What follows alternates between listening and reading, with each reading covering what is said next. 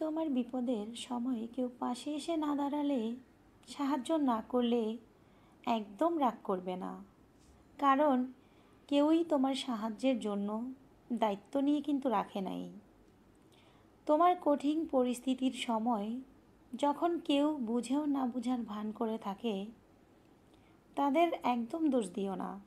কারণ কেউই তোমাকে বোঝার জন্য মানুষ হয়ে পৃথিবীতে জন্মায়নি। তুমি একদমই আলাদা। বন্ধুত্ব করা যায় না বলে হিংসা করো না।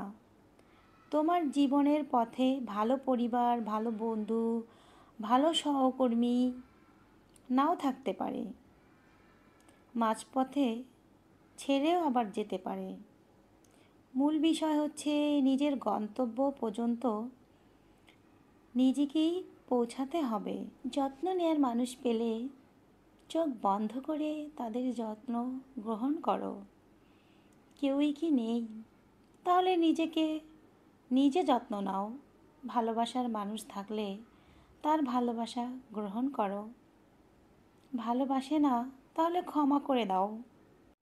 জোর করে কারো হৃদয় কখনো জায়গা করে নেওয়া যায় না। এক পক্ষ যতটুকুই থাকতে দেবে ততটুকুই তোমাকে থাকতে হবে। সন্তুষ্ট অসন্তুষ্ট যাই হোক না কেন, সেটা তোমার বিষয়। কেউই তোমার অনুভূতিকে জিজ্ঞেস করতে আসবে না। তোমাকে মনে রাখতে হবে যে আমার কেউ নাই। সেইভাবেই নিজেকে গড়ে তোলো আর নিজেকে বোঝানোর চেষ্টা করো যে নিজে বাঁচতে পারবো, নিজে বাঁচতে শিখছি, নিজে ভালো রাখতে শিখছি।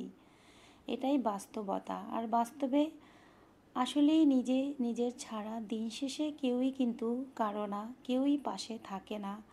অনেকেই বলে যে পাশে থাকবো, ধরে রাখবো, এগুলো সম্পূর্ণই আমার মনে হয় একদম বানোয়াট একটা কথা।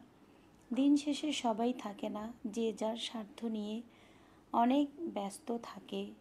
তোমাকে দেখার মতো শুধু তুমিই একদম পারফেক্ট জন, যে নিজে দেখে রাখতে পারবে, ভালো রাখতে পারবে, ভালোবাসতে পারবে। নিজেকে নিজের করে গড়ে তুলতে হবে, এটাই স্বাভাবিক। বাট বাস্তবের সাথে আমরা অনেক কিছু মিলিয়ে বুঝতে পারছি যে বাস্তবটা অনেক কঠিন। আবেগ দিয়ে কখনোই বাস্তব চলে না, এটাই স্বাভাবিক।